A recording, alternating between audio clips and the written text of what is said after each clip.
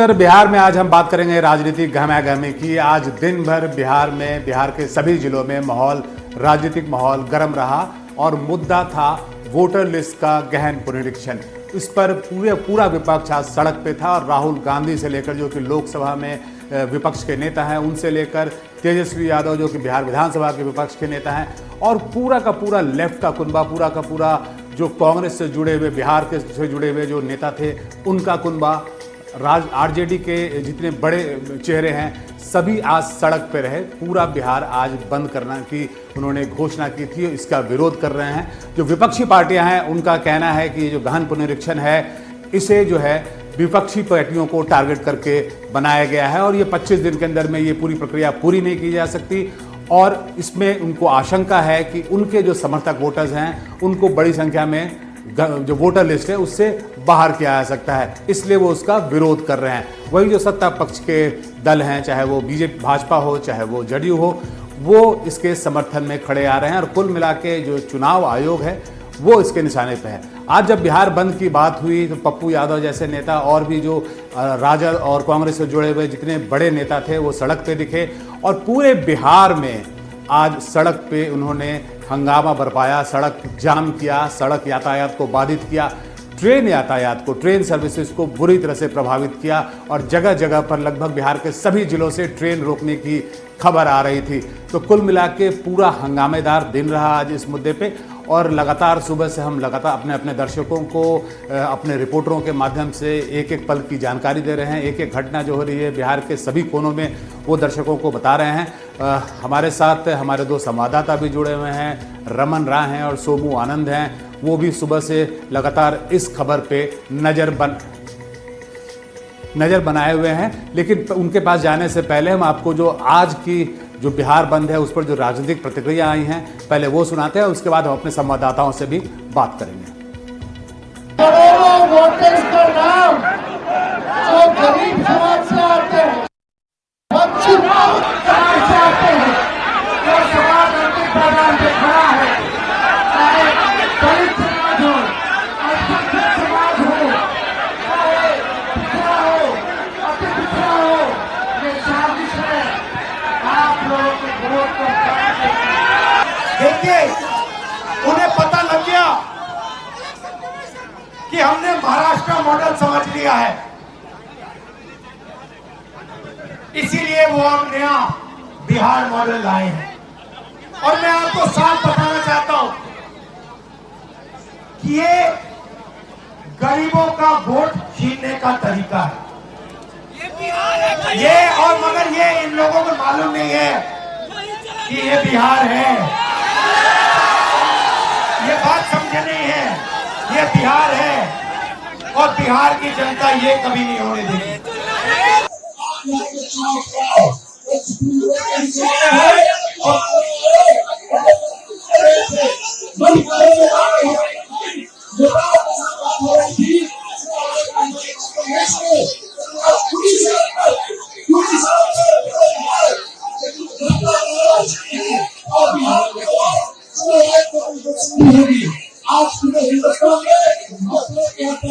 करोड़ों वोटर्स का नाम। तो बिहार बंद पे हम अपनी चर्चा आगे थोड़ी देर के बाद जारी रखेंगे। पहले बड़ा अपडेट आ रहा है राजस्थान में जैगुआर क्रैश से जुड़ा हुआ, इसके लिए हम सीधे रुख करते हैं दिल्ली मेरे सहयोगी अंजीत के पास। वो दर्शकों को बताना जरूरी है। बड़ी और अहम खबर राजस्थान के चूरू से है, जहां पर वायुसेना का विमान क्रैश हो गया है। चूरू के रतनगढ़ में फाइटर जेट क्रैश हुआ है। रतनगढ़ के भानुदा गांव के पास यह हादसा हुआ है।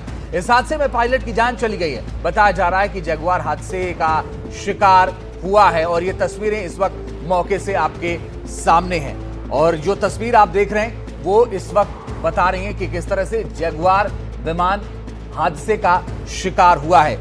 और बताया जाता है कि चूरू के रतनगढ़ में ये हादसे का शिकार हुआ। 2 शव मिले हैं, ये भी कहा जा रहा है।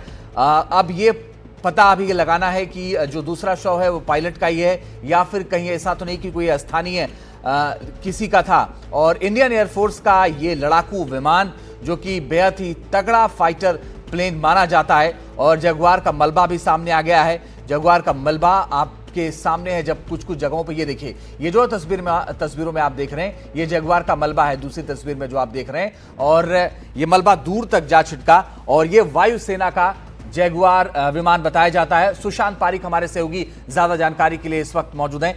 सुशांत, बड़ी बात यह है कि ये जो फाइटर प्लेन है, ये छोटा फाइटर प्लेन नहीं है, ये जगुआर एक बेहतरीन फाइटर प्लेन है, और ये हादसे का शिकार हुआ है। अब तक कोई अपडेट मिल पाया इसको लेकर के? बिल्कुल आपने ठीक कहा। अभी तक जो शुरुआती कंफर्मेशन है, खासतौर पे स्थानीय जो जिला एसपी हैं, उन्होंने इस बात की पुष्टि की है कि जगुआर है और 1700 किलो प्रति घंटा की स्पीड से उड़ सकता है, और ये वहाँ पर युद्धाभ्यास का हिस्सा था। और उसमें भी एक बड़ी अपडेट ये है कि वहाँ पर 2 लोगों की मौत की पुष्टि हुई है, यानी 2 शव जो हैं स्थानीय प्रशासन ने बरामद किए हैं। और ये इस बात की तस्दीक जो है वो जिला एसपी ने की है। अलग अलग मलबे के साथ 2 शव होने की कंफर्मेशन हुई है और मौके पर police team, civil defence team, स्थानीय जो जिला कलेक्टर वहाँ पर पहुँच चुके हैं। आर्मी का इंतज़ार किया जा रहा है, और आग जो लगी हुई थी मलबे में, फिलहाल उस पर काबू पाया गया है। चूँकि ये खेतों का इलाका है, और राजलदेसर इलाके में वहाँ पर ग्रामीण काम कर रहे थे खेतों में, और वहाँ अचानक से जिस तरह से उन्होंने देखा कि मलबा जो पहले तेज धमाके की आवाज़ आई, उसके बाद आग के गोले के रूप में मलबा जो है खेतों में आकर गिरा, और उन्होंने सबसे पहले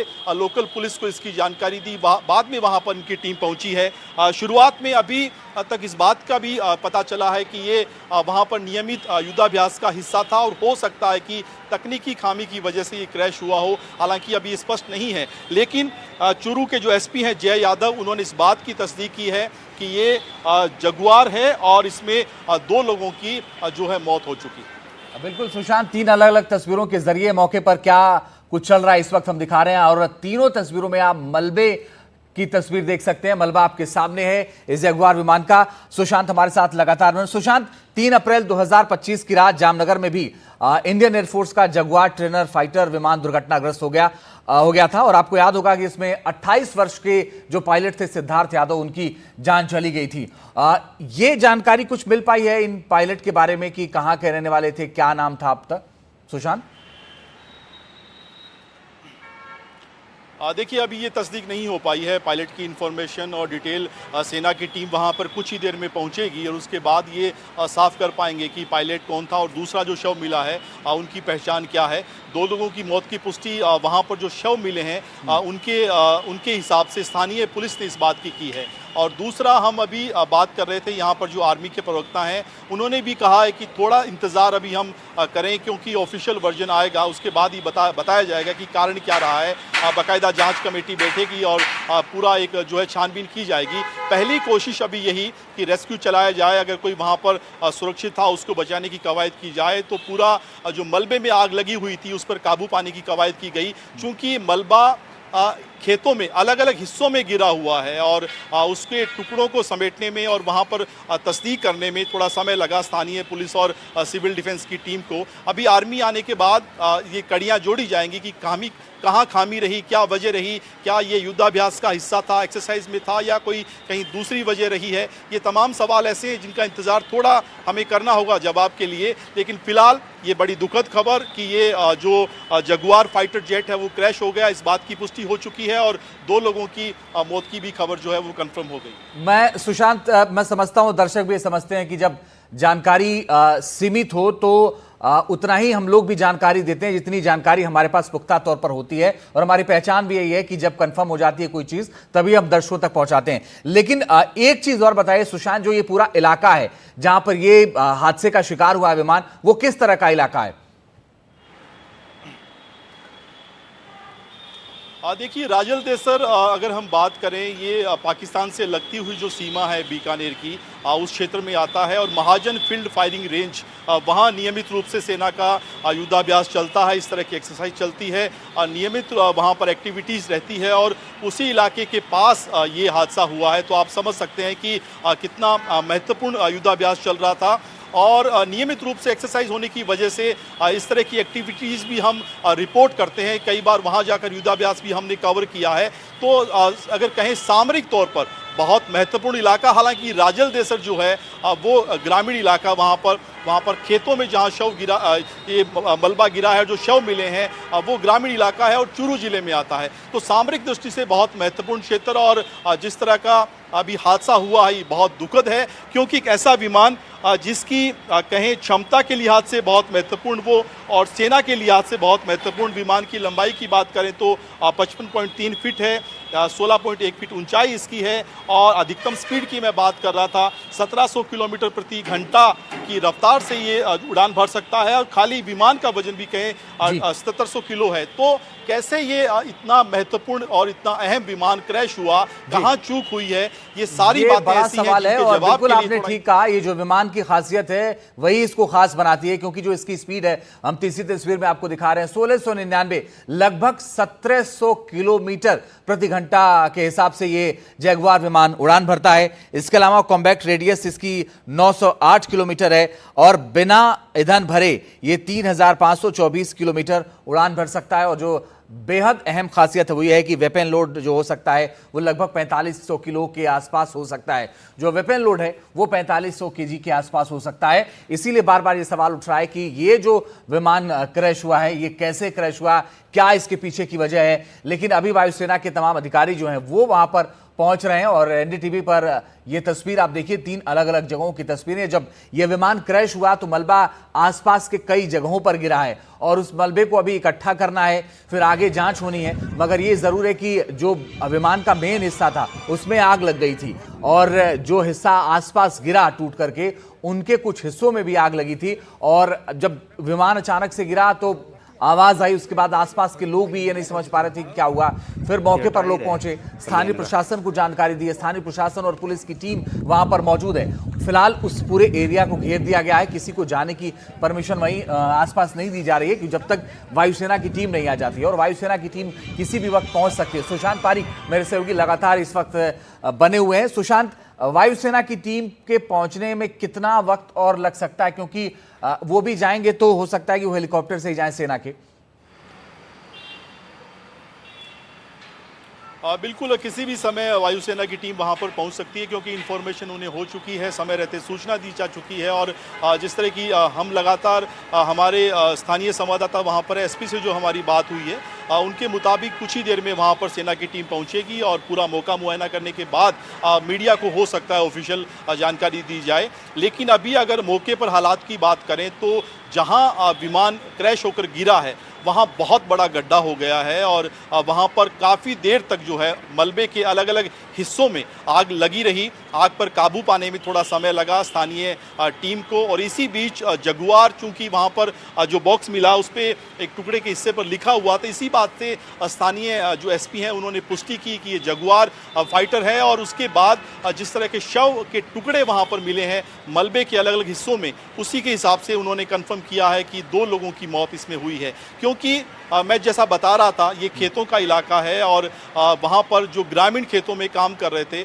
उन्होंने तेज धमाके की आवाज़ सुनी। उसके बाद उन्होंने देखा कि आसमान से आग के गोले के साथ मलबे के टुकड़े गिर रहे हैं, और खेतों के अलग अलग हिस्सों में, यानी 1 किलोमीटर के दायरे में ये टुकड़े गिरे हैं। और बाद में जब टीम वहां पर पहुंची तब तक उसमें आग लगी हुई थी, जिस तरह की तस्वीरें हमने दिखाई हैं, और उस आग पर काबू पाने में थोड़ा समय लगा। और इसी बीच सेना को इसकी जानकारी दे दी गई। सेना की टीम वहां कुछ ही देर में पहुंचेगी, और उसके बाद आधिकारिक रूप से इस बात की पुष्टि होगी कि ये जगुआर फाइटर जेट है। और जो 2 लोगों के शव मिलने की बात सामने आ रही है वो कौन है, प्लेन में पायलट हैं, उनके साथ दूसरा को पायलट है, ये सारी बातें अभी उनकी पहचान क्या है, नाम क्या है, और कहाँ कैसे चूक हुई इतने महत्वपूर्ण विमान के क्रैश होने के पीछे, और ये विमान यहाँ पर क्या किसी एक्सरसाइज का हिस्सा था, ये सारी बातें अभी थोड़ी देर जब सेना की टीम वहाँ पहुँचने के बाद एग्जामिन करे, और उसके बाद जब मीडिया को ऑफिशियल वर्जन दे, तब तक के लिए हमें इंतजार करना होगा। ठीक है सुशांत, आप नजर बना के रखिएगा, आगे हम आपसे लगातार अपडेट लेंगे। लेकिन बड़ी और अहम बात यह है कि 2 लोगों की जान गई है, 2 शव बरामद हुए हैं। एक कंफर्म है कि पायलट है, दूसरे को लेकर के संशय है, वायुसेना कंफर्म करेगी तभी हम आपको अपडेट देंगे। दूसरी तस्वीर आप देखिए, फाइटर जेट का मलबा वहां के आसपास के हिस्सों में गिर गया है, तो उस मलबे को इकट्ठा किया जाएगा। और तीसरी तस्वीर में हम आपको ये बताने की कोशिश कर रहे हैं कि क्या कुछ खासियत है इस जगुआर विमान की। तो इस खबर पर आगे हम लगातार आपको अपडेट देते रहेंगे। फिलहाल 2 दूनी 4 का रुख करते हैं और सीधे रुख कर रहे हैं महाराष्ट्र का, हमारे सहयोगी जितेंद्र दीक्षित का।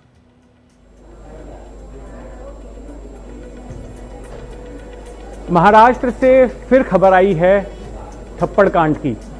अभी बीते हफ्ते हमने देखा कि किस तरह से एमएनएस के कार्यकर्ताओं ने मुंबई से सटे मीरा रोड में एक दुकानदार को इसलिए थप्पड़ मारे क्योंकि उसे मराठी नहीं आ रही थी। अब ऐसी ही खबर आ रही है शिवसेना के एक विधायक की ओर से।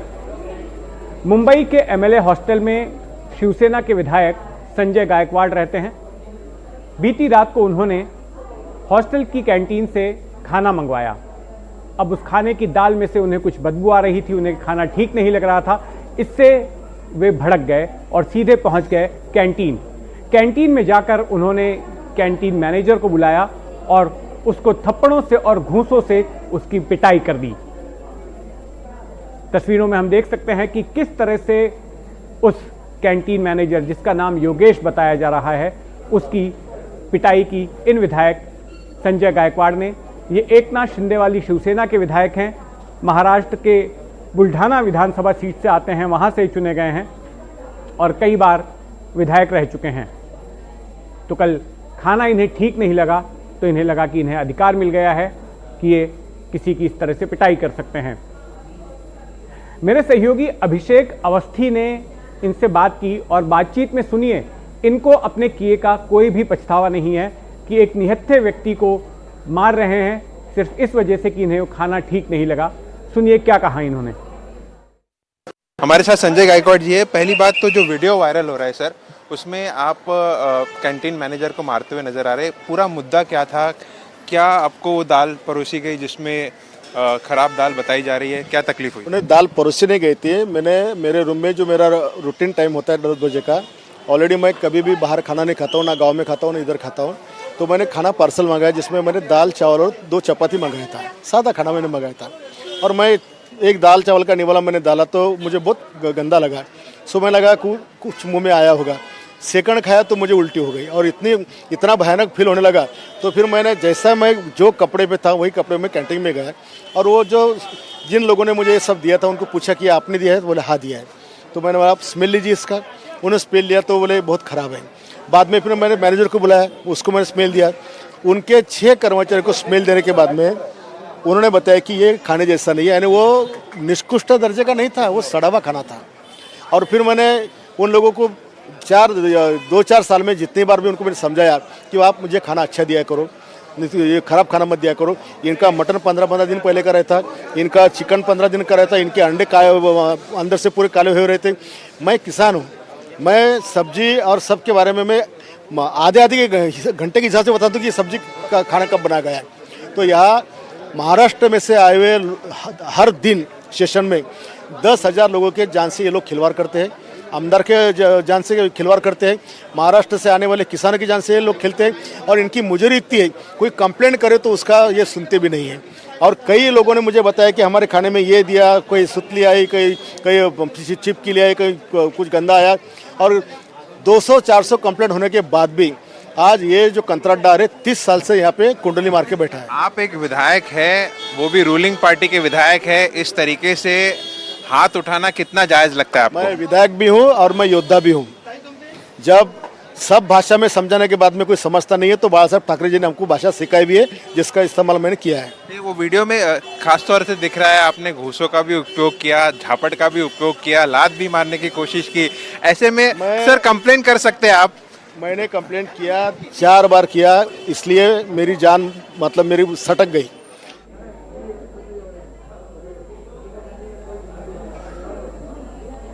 तो आपने सुना कि इन विधायक महोदय को कोई पछतावा नहीं है अपने किए का। एक तो उन्होंने पीटा और उसके बाद जब इनसे सवाल पूछा गया तो कहते हैं कि मैं तो योद्धा हूं, तो यानी कि इन्हें खाना खराब लगने पर किसी को पीटने का अधिकार मिल गया। अब इस घटना के बाद हुआ ये कि फूड एंड ड्रग एडमिनिस्ट्रेशन की एक टीम उस कैंटीन में पहुंच गई, उस कैंटीन के किचन में पहुंच गई और वहां पर खाने की जांच करने लगी। जिस वक्त ये सब कुछ हो रहा था मेरे सहयोगी अभिषेक अवस्थी वहां पर मौजूद थे। देखिए उनकी ये रिपोर्ट। हम इस वक्त उसी कैंटीन में मौजूद है। आप देख सकते हैं फूड एंड ड्रग्स डिपार्टमेंट से अधिकारी यहाँ पर मौजूद है। और जिस तरीके से कल कंप्लेन आई थी कि खाने में ख़राब खाना दिया जा रहा है, उसके चलते यहाँ पर सर्वे या कई के जांच की जा रही है। फूड एंड ड्रग्स डिपार्टमेंट से यहाँ पर आला अधिकारी यहाँ मौजूद है और कहीं न कहीं जिस तरीके से खाना बनाया जा रहा है, उस खाने में किस तरीके की सब्जियों का उपयोग किया जा रहा है, उसके चलते यहाँ पर इंस्पेक्शन किया जा रहा है। कल जिस तरीके से एक वीडियो वायरल हुआ, उसके बाद हमने देखा किस तरीके से विधायक ने को एक दाल, जो ख़राब दाल दी गई, उसके बाद वायलेंस हुआ इस कैंटीन में। उसके बाद ही सरकार हरकत में आई है और कहीं ना कहीं फूड एंड ड्रग्स डिपार्टमेंट के लोग यहाँ पर आकर एक तरीके से इंस्पेक्शन कर रहे हैं, कैसे खाना बनाया जा रहा है, क्या सामान इस्तेमाल किया जा रहा है और किस तरीके से उसे परोसा जाएगा। और हाइजीन के बारे में भी यहाँ पर एक तरीके से जांच की जा रही है। आप साफ तौर पे देख सकते हैं यहाँ पर food and drugs department, government of Maharashtra की तरफ से अधिकारी यहाँ मौजूद हैं और तमाम सैंपल्स भी लिए जा रहे हैं, कुछ चीज़ें टेस्ट भी की जा रही है। और यहाँ पर लगातार जिस तरीके से एमएलए हॉस्टल की एक कैंटीन है, खाना परोसा जाता है। कल जिस तरीके से वीडियो वायरल हुआ, उसका विवाद बना है। एमएलए ने बल का प्रयोग करके मैनेजर को के साथ बदसलूकी की, वहीं उन्होंने एक मुद्दा भी उपस्थित किया कि किस तरीके का खाना यहाँ पर परोसा जा रहा है, वो सही नहीं है। ऐसे में फूड एंड ड्रग्स डिपार्टमेंट के लोग, अधिकारी यहाँ पर आप देख सकते हैं, ख़ास तौर पर कैंटीन के अंदर मौजूद है और कहीं ना कहीं उन सभी चीज़ों का जायज़ा ले रहे हैं कि कुछ चीज़ें जो यहाँ बनाई जा रही है वो उसकी क्वालिटी क्या है और उसके जांच भी की जा रही है और वीडियो भी वो बना रहे हैं कि किस तरीके से यहाँ पर कैंटीन में खाना बनाया जाता है, किस तरीके के ऑपरेशंस किए जाते हैं और साथ ही साथ जो क्वालिटी है फूड की, क्लोज कर दें, क्वालिटी है फूड की, वो यहाँ पर बताई जा रही है। कैमरामैन प्रवीण जी रोहित के साथ अभिषेक अवस्थी, एनडीटीवी इंडिया, मुंबई।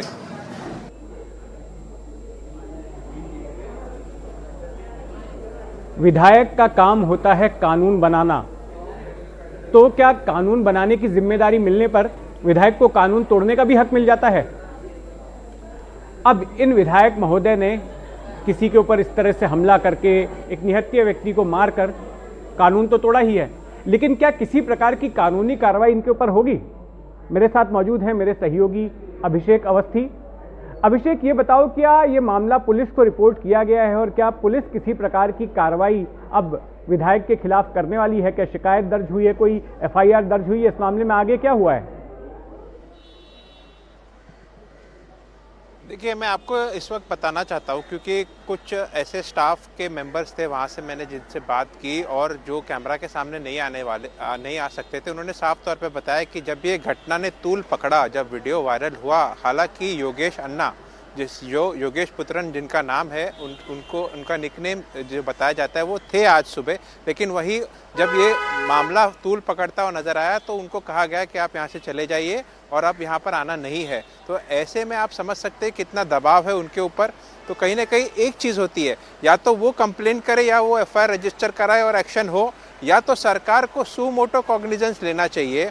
जिस तरीके की घटना हुई है, वीडियो वायरल है और जिस तरीके से मारते हुए नजर आ रहे हैं विधायक, तो कहीं ना कहीं इसको सू मोटो कॉग्निजेंस लेकर एफआईआर रजिस्टर करके कार्रवाई करनी चाहिए। इसके आदेश जो है मुख्यमंत्री या होम डिपार्टमेंट द्वारा जारी किया जाना चाहिए, जो अब तक नहीं हुआ है। तो अभी भी जिस तरीके से जिस ताव में विधायक जी ने हमसे बात की और वो कह रहे हैं कि इस तरीके का शिवसेना स्टाइल का मैं एक्शन लेता रहूँगा अगर मुझे ख़राब क्वालिटी का खाना परोसा गया, मुझे दिया गया, तो कहीं ना कहीं इस पर अभी तक ना पुलिस के द्वारा कुछ किया गया है और ना ही सरकार के द्वारा जो बनता है सू मोटो कॉग्निजेंस लेना चाहिए। आपके सामने वीडियो है, आपके सामने वायरल वीडियो में क्लियर दिख रहा है किस तरीके से ये बताइए कि क्या किसी प्रकार का कोई बयान आया है? ये सत्ताधारी पार्टी के विधायक हैं, क्या किसी प्रकार का कोई बयान आया है? मुख्यमंत्री की तरफ से कोई बयान दिया गया, एकनाथ शिंदे की तरफ से कोई बयान दिया गया, इसकी किसी ने निंदा की? सत्ताधारी पक्ष की तरफ से कोई बयान आया उनकी ओर से?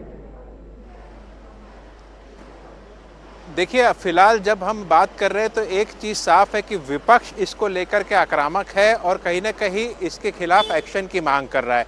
वही महायुति में लोग चुप्पी साधे हुए हैं।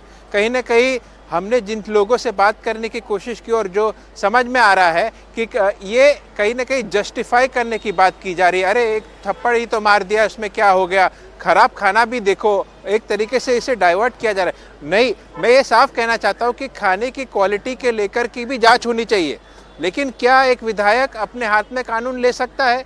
क्या इस तरीके की चीज़ें कर सकता है? इस पर भी कड़ी कार्रवाई की जानी चाहिए। लगातार हम रिपोर्ट कर रहे हैं और जिस तरीके से ये पूरा मामला सामने आया उसके बाद से सरकार की तरफ से कोई कदम इसमें उठाया नहीं गया है, ना ही किसी प्रकार का कोई एक्शन इनिशिएट किया है। हालांकि सुमोटो कॉग्निजेंस ले सकते हैं, इसके चलते कार्रवाई की जानी चाहिए। रही बात योगेश अन्ना की, जो अभी यहाँ मीडिया के सामने नहीं आ रहे हैं, वो किस डरे हुए हैं, कहीं ना कहीं वो कंप्लेन कर पाएंगे या एफआईआर रजिस्टर कर पाएंगे ये तो वक्त ही बताएगा। लेकिन सरकार इसमें अभी चुप्पी साधे हुए है। हो सकता है कि ये लोग पंगा ना लेना चाहें।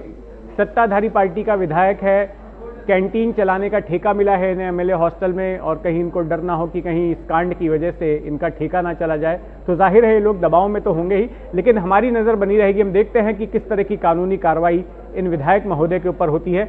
आइए बाकी की खबरों के लिए चलते हैं दिल्ली, मेरे सहयोगी अंजीत के पास। बिल्कुल जितेंद्र, अहम खबर यह है कि पंजाब पुलिस की anti gangster task force AGTF ने एक बार फिर सतर्कता दिखाते हुए पाकिस्तान की सरजमी से रची गई एक बड़ी साजिश को नाकाम कर दिया है।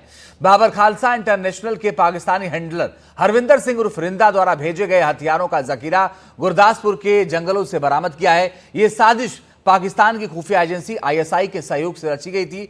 एजीटीएफ को खुफिया सूत्रों से जानकारी मिली थी कि कुछ आतंकी सामान पंजाब में भेजा गया है। इसी इनपुट पर कार्रवाई करते हुए टीम ने गुरदासपुर के पुराना शाला थाना क्षेत्र के जंगलों में सर्च ऑपरेशन चलाया। इस दौरान वहां से 2 AK-47 राइफलें, 16 जिंदा कारतूस, 2 मैगजीन और 2 P86 हैंड ग्रेनेड बरामद किए गए हैं। तो भारत को दहलाने की साजिश थी और यह साजिश फिलहाल नाकाम हो गई है और खुफिया इनपुट के आधार पर यह बड़ी कार्रवाई हुई है। अब फिलहाल इस पूरे मामले में आगे और जानकारियां जुटाई जा रही हैं।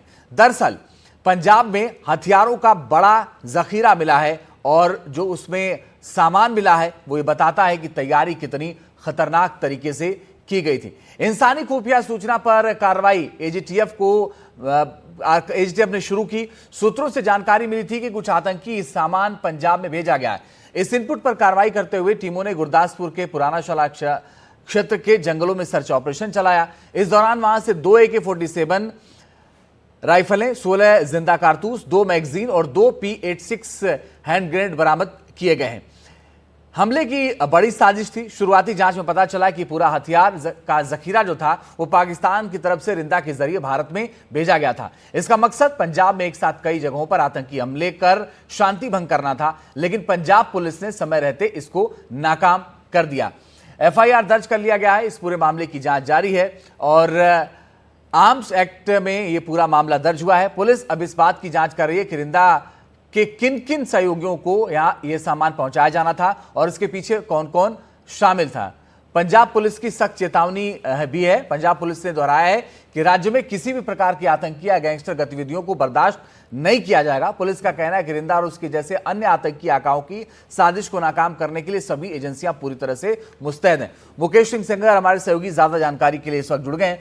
मुकेश, जो जानकारी मिली है उसके आधार पर यह खुलासा हुआ है, मामला दर्ज किया गया है। अब इससे आगे का अपडेट है कि पंजाब में कौन कौन सी जगह टारगेट थी, क्या कुछ टारगेट था?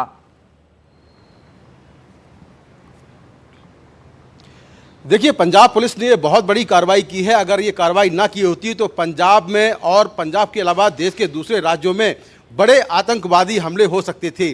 तो पंजाब पुलिस ने एक बड़ी कॉन्स्पिरेसी का पर्दाफाश किया है, जिसके तहत पाकिस्तान में बैठे BKI यानी बब्बर खालसा इंटरनेशनल के आतंकवादी हरविंदर सिंह रिंदा द्वारा भेजे गए हथियारों का जखीरा बरामद किया है, जिसमें 2 AK-47 हैं, 16 कारतूस हैं, 2 मैगजीन हैं और 2 हैंड ग्रेनेड हैं, जिनको बरामद किया गया है। पुलिस के मुताबिक ये जो हथियार हैं ये गुरदासपुर के पास जंगलों से बरामद हुए हैं और एक गुप्त सूचना के बाद इनको बरामद किया गया है। पुलिस के मुताबिक अब ये कोशिश की जा रही है पता लगाने की कि आखिर इन हथियारों को पंजाब में कौन से लोग थे जो लेने आने वाले थे, उनके बारे में जानकारी ली जा रही, ताकि पता चल सके कि आखिर हरविंदर सिंह रिंदा ने ये हथियार किसके लिए भेजे थे। तो उसके एसोसिएट्स की तलाश की जा रही है। और पंजाब में जिस तरह से लगातार ये ट्रेंड बढ़ रहा है, जिसके तहत लगातार ड्रोन के जरिए या फिर बॉर्डर क्रॉस करके जो हथियार है वो भेजे जा रहे हैं, जिससे कि पंजाब के अलावा देश के दूसरे राज्यों में आतंकवादी हमले कराए जा सकें। जहां तक हरविंदर सिंह रिंदा की बात है, ये पाकिस्तान में बैठा हुआ है लंबे समय से और आईएसआई के साथ मिलकर बब्बर खालसा के लिए काम कर रहा है और वहां से बैठकर लगातार जो आतंकवादी गतिविधियां हैं उनको अंजाम दे रहा है। इस पर 44 से ज़्यादा मुकदमे दर्ज हैं, जिसमें पंजाब के अंदर ग्रेनेड से हमले, आरपीजी से हमले करवाना, टारगेट किलिंग करवाना, नशीले पदार्थों की तस्करी करवाना, इसके साथ ही जो हत्या के मामले हैं वो भी शामिल हैं। तो एक बड़ा नाम है। लेकिन इस पूरे मामले में ये बात तो सब समझ में आ गई कि भाई हथियार कौन कौन से बरामद हुए हैं और ये भी बात समझ में आ रही है कि वो कितना खतरनाक है। लेकिन ये समझना ज्यादा जरूरी है कि उसके टारगेट पर कौन कौन से लोग थे, कौन सी जगहें टारगेट पर थी और ये नेटवर्क कितना बड़ा है।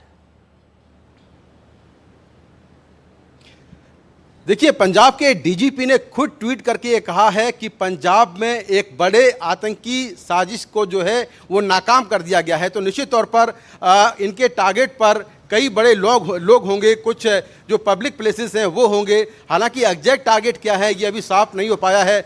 जब उसके एसोसिएट पकड़े जाएंगे जो कि हथियारों को रिसीव करने वाले थे, जब वो पकड़े जाएंगे तो उसके बाद ये कंफर्म होगा कि आखिर इनके टारगेट क्या थे। लेकिन निश्चित तौर पर जिस तरह के हथियार मिले हैं उसको देखकर ये लगता है कि पंजाब के अलावा देश के दूसरे राज्यों में एक बड़ा आतंकी हमला होने वाला था।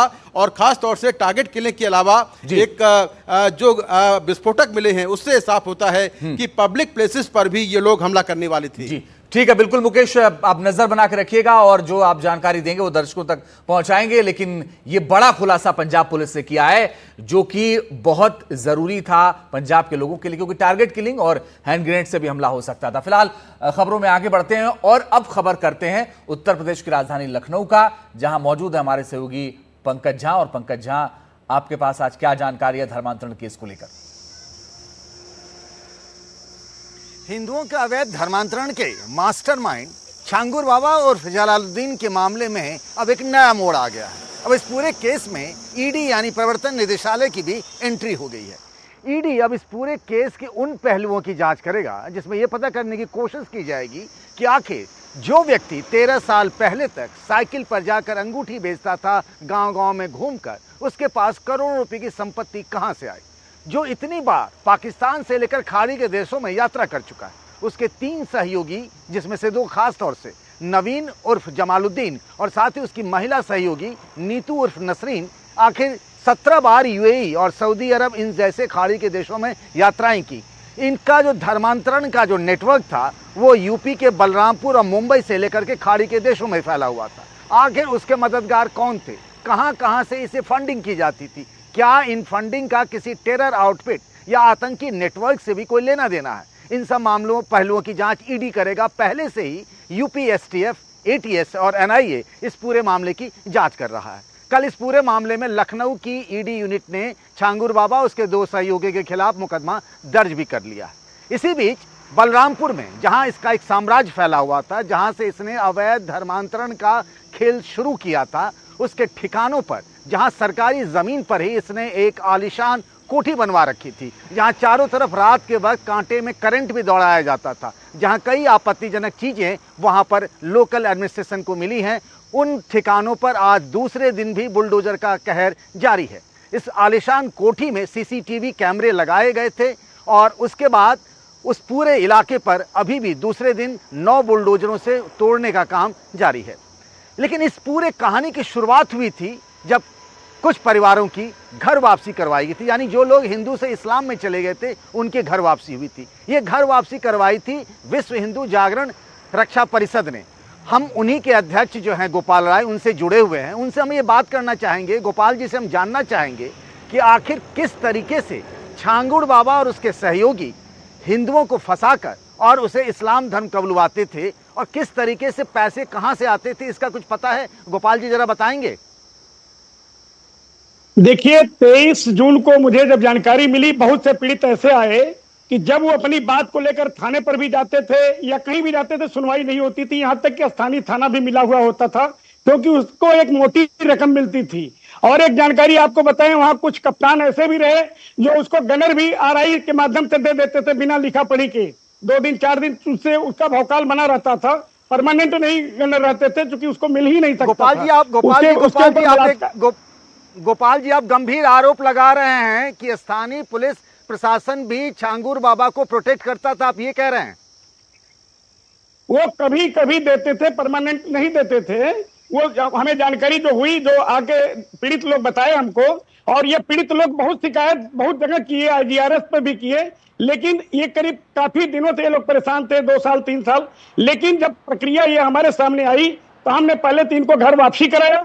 घर वापसी के बाद में मुख्यमंत्री जी को और एडीजी कानून व्यवस्था अमिताभ यश जी से मिल करके इस पर हमने बताया कि ऐसी मामला है, तो उन्होंने सख्त कार्रवाई पूरी उत्तर प्रदेश सरकार ने किया। मैं योगी जी को धन्यवाद देना चाहता हूं और यह भी कहना चाहता हूं कि इसमें जिसके अकाउंट में जितने पैसे गए, जानना चाहता था बोलिए। गोपाल जी, ये 80 दिनों तक अपनी सहयोगी नसरीन के साथ लखनऊ के होटल में रहा और यूपी की पुलिस को पता भी नहीं चला कि ये मास्टरमाइंड यहाँ पर लखनऊ में ही है और उसका जाल इतना बड़ा फैला हुआ है। देखिए, एक बार पुलिस ने, जो मुझे जानकारी मिली, पुलिस ने गिरफ्तार किया था और गिरफ्तार करके वहां के लोगों ने बताया कि उतरौला क्षेत्र में घुमाते हुए लखनऊ तक ले गए। लखनऊ के बाद वो छोटे स्तर के जो अधिकारी थे, बड़े अधिकारियों को जानकारी नहीं थी, उसमें कुछ न कुछ उसको अमाउंट दे दिया गया, जिससे उनके देख रेख में वो रहता था।